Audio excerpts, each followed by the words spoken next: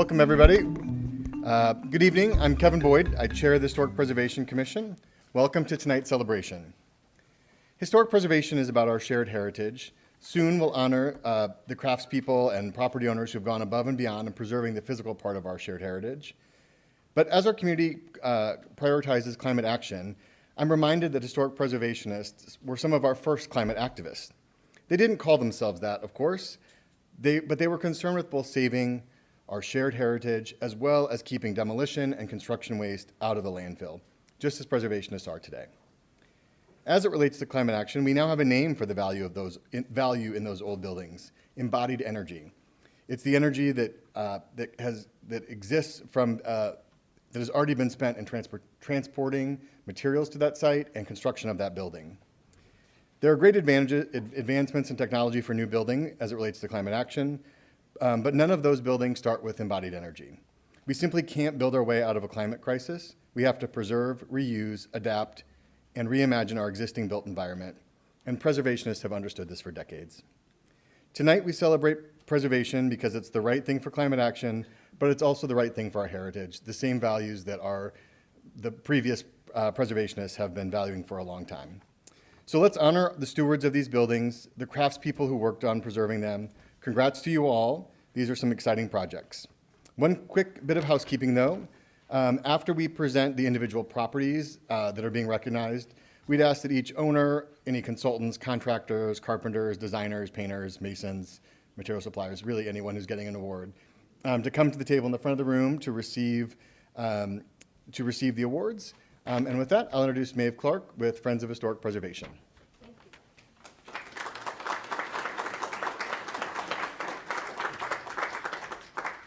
Thank you, Kevin, and thank you all for coming tonight. My name is Maeve Clark, and I'm the current president of Friends of Historic Preservation.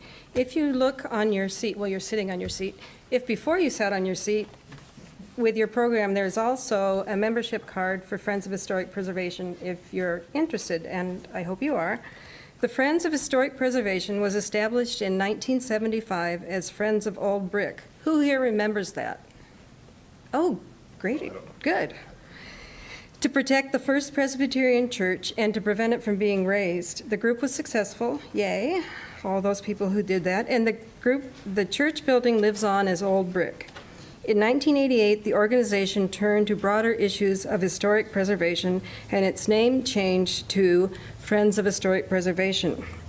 In 1999, following what Kevin had to say about saving old buildings, one of the Friends' most influential activities began. The city of Iowa City was looking for a group to take over its architectural salvage operations. In the summer of 1993, the salvage barn opened. Another question, how many of you have been to the salvage barn? Come on, rest of you. Next time I do this, everybody's going to raise their hand. Friends organized salvage crews and worked with homeowners to save hard-to-find materials and diverted tons of materials from the landfill. Stock also came from donations from homeowners and contractors. We just salvaged a house on Fersen Street, and we got all of the flooring, most of the doors, and a lot of other parts of that house. Friends of Historic Preservation also does programming. This spring, we offered a class on how to research your home's history, and we'll be offering that again. During the pandemic, we were not able to do, am I not talking into it? Oh, dang. During the pandemic, we were not able to do as much programming, so we look forward to doing more in the future. We appreciate the ongoing collaboration with the Historic Preservation Commission. Enjoy the show.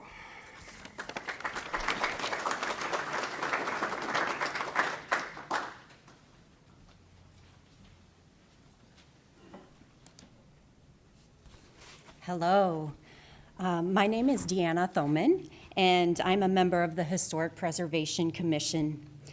Each year, the Commission recognizes the award-winning work of community members, and I am pleased to announce the projects selected for paint and exterior finishes.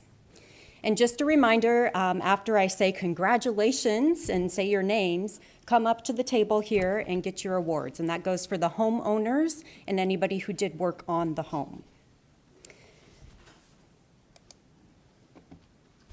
When it came time to repair and paint their home at 811 Brown Street, Cecile and David Goding knew their roof needed special care. Their bungalow not only has a jerkin head roof with a cat slide, but it is also the only house in the Northside District to use individual fish scale patterned metal shingles. Once areas of rot had been repaired along the eaves of the house, the painter used rappelling gear to carefully lower himself from the dormer onto the metal roof. He repaired skylights and other areas of rot before painting the special shingles for the first time, likely since the house's construction in 1922. Other special touches included removing all paint from the house's front porch floor to reveal lovely wood. The wood was sealed and newly built handrails were finished to match the porch floor. The Godings note that the project benefited from an on-site consultation between historic preservation staff and the painter. Congratulations, Cecile and David.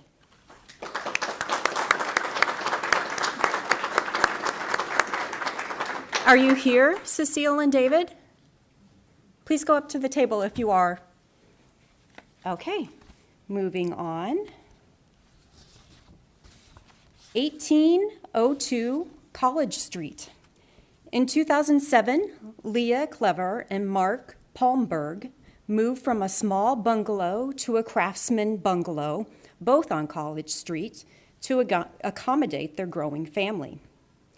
Leah says, "We've always had a passion for old houses and their histories, and when we finally could afford to repaint this home at 1802 College Street, we wanted to pay homage to the era in which it was built."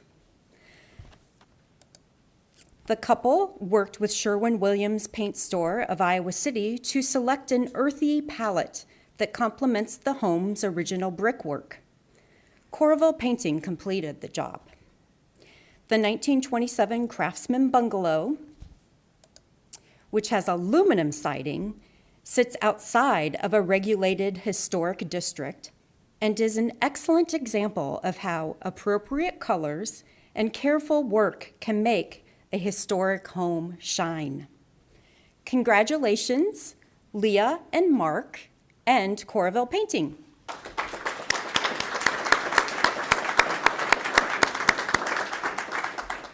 Goodness, Leah and Mark are not here either. What about Corville Painting? Anybody from there? Okay, we'll move along. We have 1168 East Court Street. In 2011, Isabel Barbuza moved from a Moffett cottage to a house on a large lot at 1168 Court Street.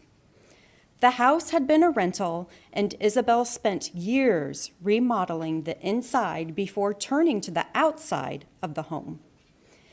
Isabel knew she wanted to move away from the white exterior and carefully studied color schemes of houses in her neighborhood. Then, Don McRuary, owner of Celtic Painting in Iowa City, introduced her to a dark gray he had used on another job. After seeing that color, Isabel says, everything clicked. The bold gray and crisp white trim play off the house's powerful prairie influences, which emphasize horizontal lines. And Isabel, she recognizes the importance of style in the homes within her neighborhood. She notes, "What I love about the architecture of the homes around East Court is the play of horizontals and vertical lines that are so important for the structure and the beauty of the houses." Congratulations, Isabel, and congratulations, Dawn of Celtic Painting.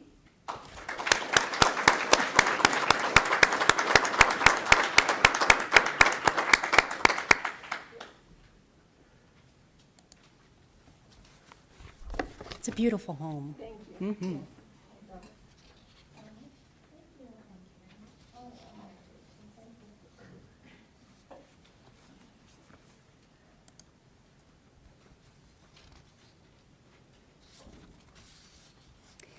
606 South Johnson Street is historically known as the McConnell Bristol House. Joseph McConnell, Iowa City civic leader and owner of a flour mill, likely had the brick structure built around 1860. The combination Greek Revival Italianate home is considered a first-generation house in an area that was served by the railroad, which arrived in 1855. Today, the house is a rental property owned by Ryan and Anna Peterson. The Petersons purchased the home in 2021 when the creme paint on the original brick was in poor condition.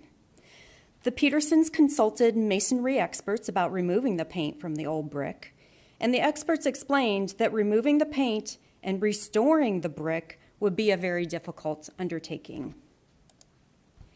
Instead, the Petersons hired Henry's Painting and Contracting to repaint the exterior a deep red to match the original brick color. As the paint ages, the surface will take on a more natural, mottled look. Congratulations, Ryan and Anna, and congratulations, Henry's Painting.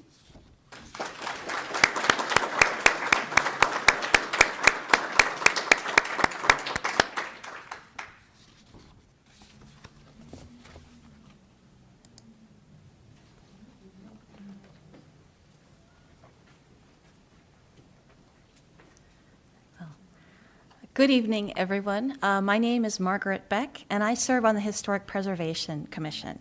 Each year, we are pleased to recognize rehabilitation projects that recognize the character of the historic neighborhood and are sympathetic to the original property. The house at 12 Bella Vista Place, known as the Rumley Davidson House, is a stucco Prairie School-influenced foursquare. It was built in 1910 in what is now the Brown Street Historic District. The derecho in August 2020 damaged the century-old tile roof and custom internal gutters. Owners Dan and Lori Cummins worked with Renaissance Historic Exteriors in Illinois to reconstruct the roof and gutters, keeping as much of the original material as possible. The original Mound City French clay tiles on the roof are unfortunately no longer produced, and they couldn't locate enough on the salvage market to replace the damaged tile. Dan and Lori therefore replaced the roof tiles with the next best match from another manufacturer that has manufactured factory-produced clay roof tiles since the 1800s and often provides 19th and 20th century roof tiles for the repair of historic buildings. Congratulations to Dan and Lori Cummins and to the experts at Renaissance Historic Exteriors, including historic building specialist Tony Rowley and client contact Cindy Giardini. Everyone's extraordinary commitment to detail and sympathetic repair made this an outstanding project.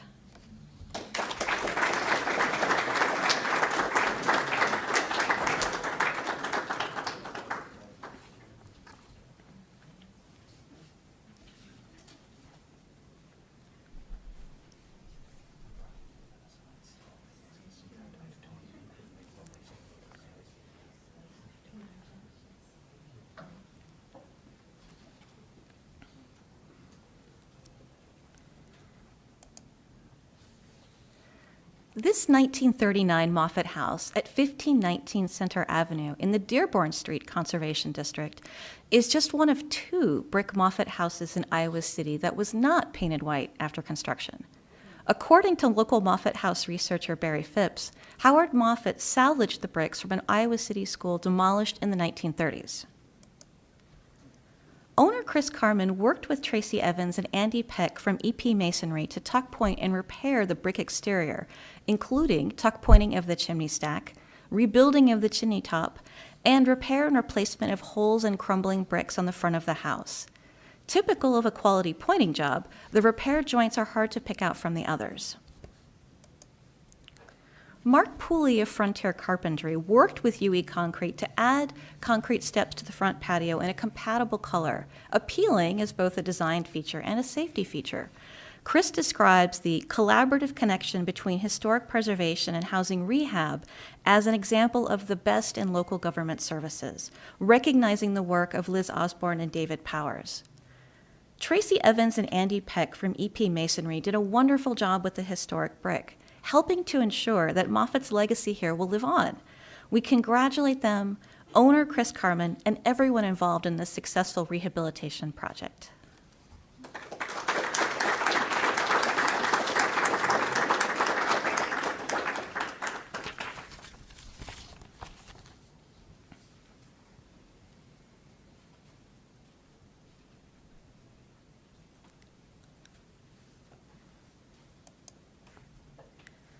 Owners of historic homes are typically aware of how a small project can become a large one.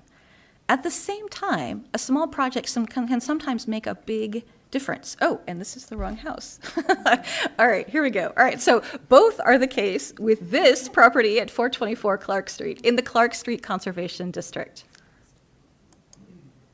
The house, built originally as apartments, has been hiding behind shrubs, asphalt siding, and a do-it-yourself stone porch project for at least 35 years.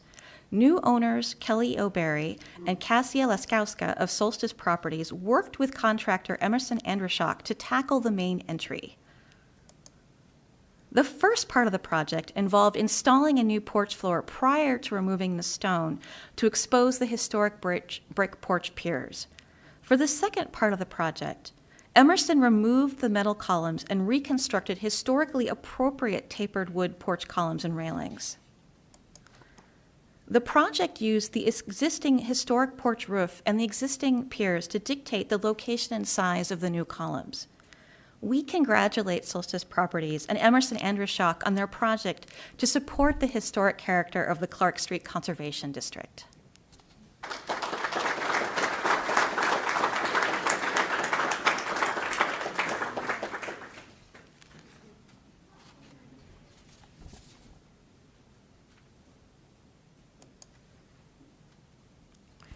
This cottage at 516 Fairchild Street in the Goosetown Historic District was built before 1900.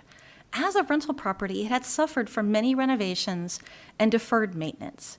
In 2017, it was rehabilitated by Iowa City's University Partnership Program, which converted the multifamily dwelling back into a single-family home.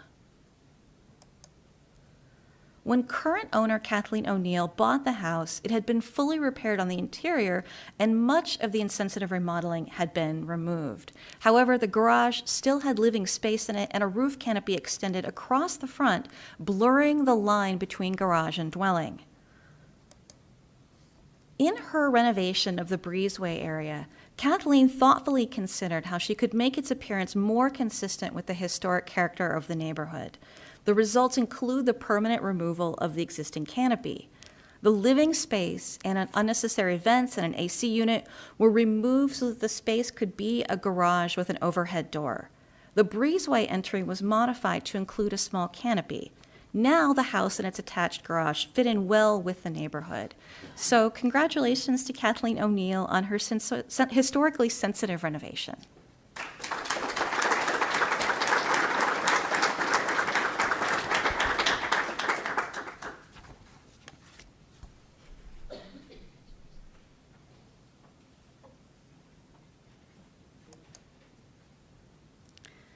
While some rehabilitation projects are smaller, impacting specific areas of a building, others are massive and can transform a house completely. When owners Evangeline Cadera and Louis Keck bought this 1891 Queen Anne at 430 Ronald Street, it is likely that most people in the neighborhood either ignored it or thought it was beyond saving. Evangeline was the powerhouse behind most of the work on the project. In the beginning, everything needed attention: plumbing, knob and tube wiring, water damage, and asbestos piping insulation. While this led to a massive amount of demolition, not one piece of wood or trim was discarded. Everything that could be repurposed was, and the antiques were matched through auctions, Craigslist, and salvage barns. This was a massive rehabilitation project, relying on Nikki Keck as a consultant and contractor Mark Hartstack for assistance. On the exterior, a rear shed addition was rebuilt, the metal siding was removed, and all of the siding and trim was rehabilitated. The siding removal uncovered special details such as the half-round window in the attic gable.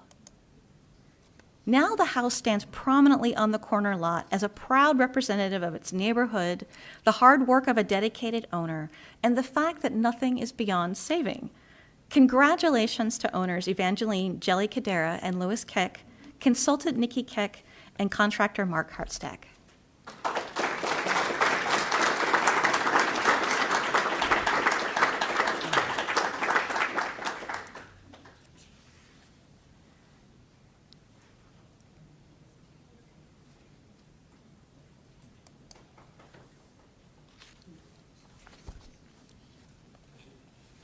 When Julie Hastings and Robert Chemetsky bought 810 Roosevelt Street, it was cocooned in aluminum lap siding. Not much was known about its history, and the construction date was a guess at about 1910.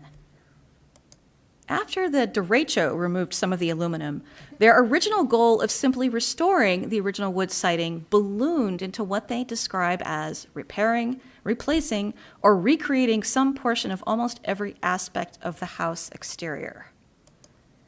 Once the synthetic siding was off, it was clear that Victorian features such as Italianate pediments above windows and doors, decorative details on the front gable, and cornice molding at the roofline were removed probably in the mid-20th century in the course of installing that siding. Julie and Robert worked with Kevin and Reggie Schwarzentruber and Tom Wilson to have the wood siding and original features restored, repaired, and recreated, keeping as much original material as they could and relying on historical research when needed. Wayne Neusel of Classical Painting then painted the house in colors chosen from paint catalogs around the turn of the 20th century. Congratulations to Julie Hastings and Robert Chemetsky, and to craftspeople Kevin and Reggie Schwarzentruber, Wayne Neusel, and Tom Wilson for this remarkable transformation.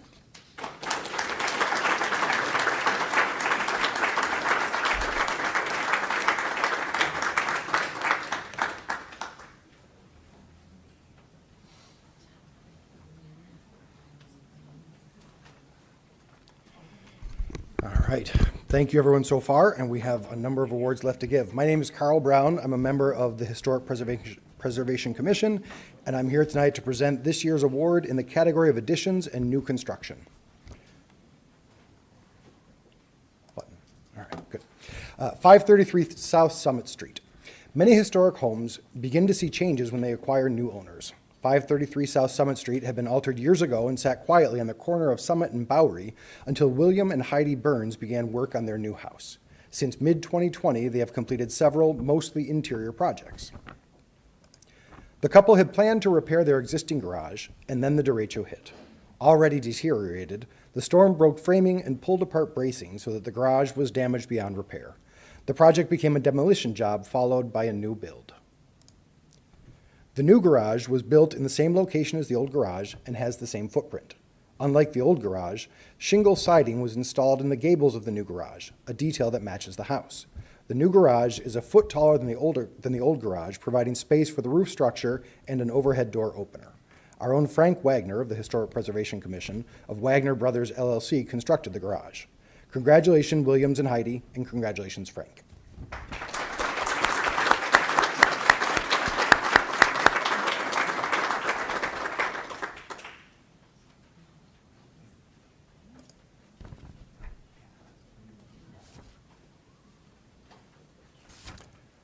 Very good. And now I will present this year's award in commercial rehabilitation. Commercial rehabilitation of the Union Brewery, 127 to 131 North Lynn Street. The Union Brewery is an Iowa City landmark that occupies the southwest corner of Market and Lynn Streets. It is the only remaining brewery building of the three brick breweries. It's a tricky sequence of words there. Of the three brick breweries that operated in Iowa City and the area during the 19th century. The structure, built as a series of components, was constructed between 1856 and 1879. The components are unified by similar scale, materials, and Italianate details, which include tall arched windows and an elaborate bracketed cornice. The building is owned by Mark Moen, Cynthia Parsons, Laura Mast, and the Barker Family Partnership.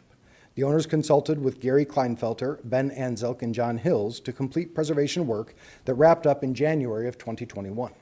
The project included the refurbishment of all windows, doors, frames, and trim on the first floor. Reclaimed materials were used wherever possible. Built-in roof gutters were replaced, and decorative soffits were repaired or replaced and repainted. Corbels were also repainted, and some, which were badly damaged, were reproduced and replaced. Delmar Yoder Construction of Kelowna, Iowa, completed work on the gutters, soffits, and corbels.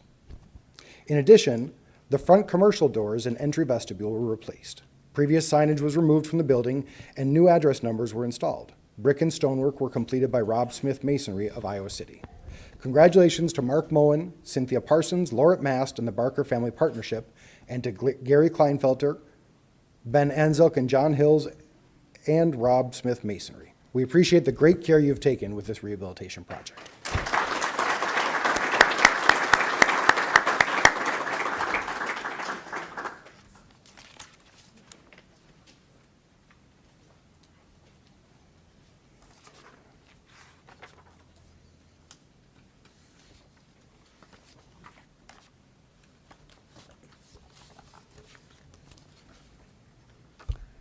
Hi, I'm Jordan Sellergren, a member of the Historic Preservation Commission as well, and I'm here tonight to present this year's Stewardship Award.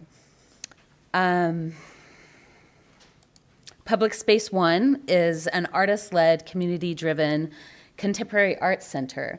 In the past 20 years since their founding, Public Space One has moved from a donated space above the Deadwood to owning 3 of Iowa City's landmark properties. All 3 properties were originally built as single-family homes, and through adaptive reuse, PS1 is in the process of transforming them into contemporary community art spaces.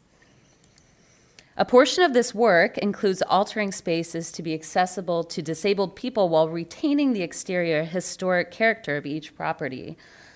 As a community arts organization, they work with a frugal budget and employ volunteers where possible. Educational initiatives like upskilling leads to workshops and working with other community partners such as Friends of Historic Preservation. As they told us, this has made the process slower than your average commercial build, but ultimately more rewarding and accessible. Taking an ownership of these buildings has allowed them to expand their community spaces. The large space of the Close Mansion has allowed them to create a community event space, a reading room for the Center for Afrofuturist Studies, an artist-in-residence apartment, and a space for the LGBTQ Iowa Archives, among others. And in response to our award, PS1 wrote, "As an organization that values the creative process not just for its ends, the endeavor of transforming these structures on an intentional and people-sized scale aligns with our mission and the values we hope to share in these structures."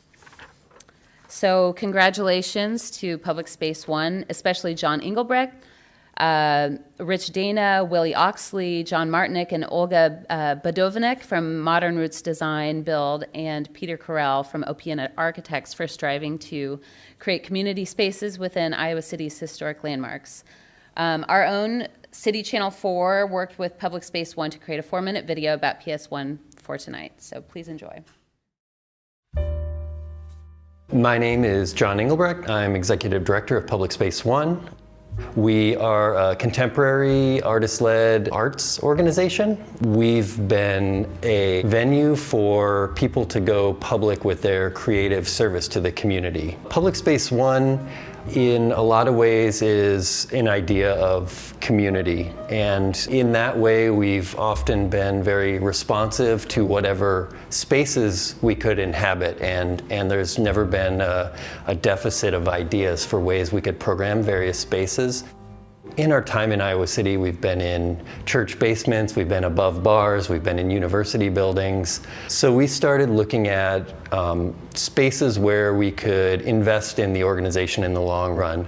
Public Space One came into possession of the 2 North Gilbert houses before the pandemic, and they got a little taste of what it is to work on historic properties with those houses. But then when the opportunity came for them to acquire the Close House, you know, it just sort of took things to a completely different level. With Public Space One having these 3 historic properties, we are really excited about the visibility they'll have in the community and also the opportunity that these spaces afford to make people look at historic properties in a new way. The upgrades that we've made to our spaces have improved the quality of life for both the building in terms of its being able to weather the elements and be kind of economic in terms of heating and cooling. But the care we show to the building also extends to our community, the community of artists who use those spaces and people who walk by and can see that care kind of extending out. And of course we want to respect the history of the building and the importance of that to the city of Iowa City and the community and the neighborhood. At the same time, we want to make it functional as a public art space and make it inclusive and accessible. It's not always necessarily about just making everything exactly like it was in the past, but how do you take these historic properties and keeping them up, keeping them well maintained, still show them in a light that is very vibrant to the community, that gets people in the door to experience them. We're a collaborative organization. That can be a really social thing, but now with these buildings, it also feels like a physical thing. Like we're collaborating with history. We're collaborating with what the spaces already have to offer. You know, none of the projects that have been done on any of the houses could have ever gotten done if we didn't have just an incredible base of volunteers helping out. Everything from hanging drywall to painting to some carpentry work. People are coming in and participating on a lot of different levels. The ethos that PS1 has had has been to see what's available around you, who's around you, what are the ways that you can pick up what's right here and make more of it, or make it meaningful, or make connections with it. And so being in the historic buildings has actually felt like another layer of that experience. It's been an exciting project. It's been a very large project. We're still just at the beginning of it. And I'm also very much aware that this stewardship that we have is not something that's just a 1 or 2 year thing. We're taking a structure that is going to be 150 years old and proposing a use for it for the next 20 years, the next 30 years. For us, this historic preservation is both a constraint and also a prompt for how we make these resilient places for the long term.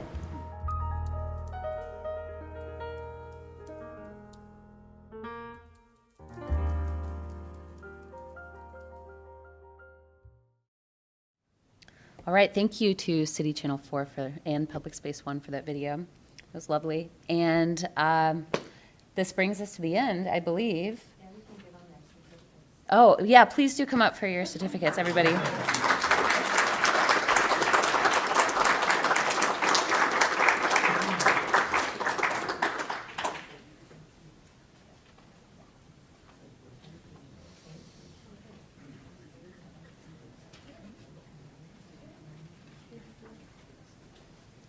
All right, well, great job, everybody. Thank you so much for doing your part to preserve the history of our town.